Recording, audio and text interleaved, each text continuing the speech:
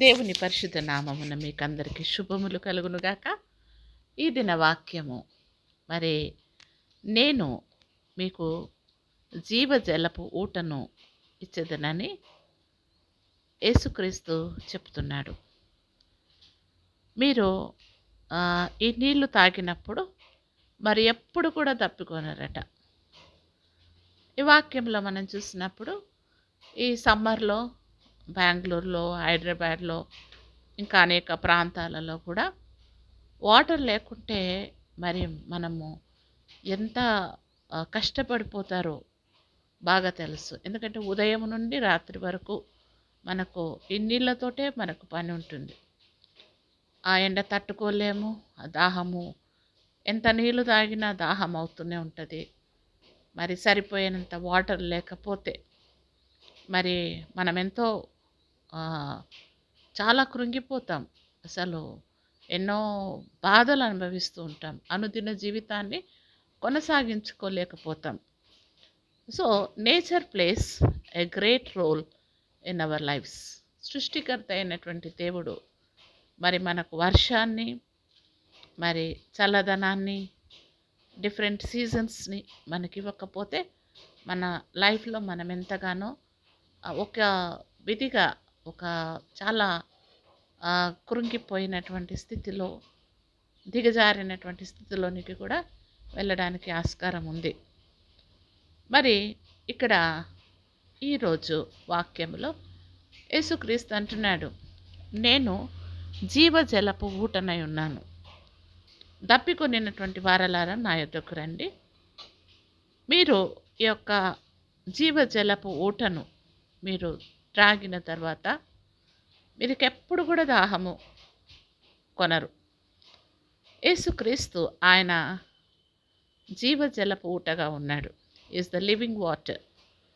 ఆయనను పొందిన తర్వాత మరి మనకు ఎటువంటి ఆత్మీయ దాహం అంతా కూడా మనకు తీరుస్తాడు, తృప్తిపరుస్తాడు.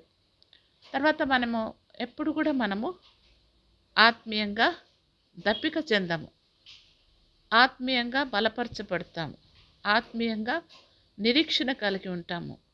ఎన్ని శ్రమలైనా, ఎన్ని కష్టాలు వచ్చినా మరలా బాగుపడతాం అనేటటువంటి ఒక నిరీక్షణ మనకు కలిగి ఉంటాం. ఎండాకాలంలో చెట్లు ఎండిపోయి పడిపోయి ఉంటే కూడా ఈ వర్షం వచ్చి కొద్ది మట్టి తగిలితే ఆ వర్షం నీళ్ళు చెమ్మ తగులుతూనే మరలా చిగురించినట్టు మరి మోడుబారినటువంటి జీవితాలను దేవుడు మరలా చిగురింపజేయగలడు. ఇదే ఎండని మనం అనుకోకుండా మరలా మనను రిఫ్రెష్ చేయగలడు, ఆశీర్వదించగలడు. మనం పోగొట్టుకున్న వాటిని మరలా మనకు సమకూర్చగలిగినటువంటి శక్తి సృష్టికర్త అయినటువంటి దేవునికి ఉన్నది. మరి ఇది నాన్న క్రీస్తు చెప్పినట్టు మరి ఆయన యొద్దకు రండి, ప్రయాసపడి మరి తప్పికొనిన వారలారా నా యొద్దకు రండి. ఆత్మీయ దాహంతో ఉన్నావా?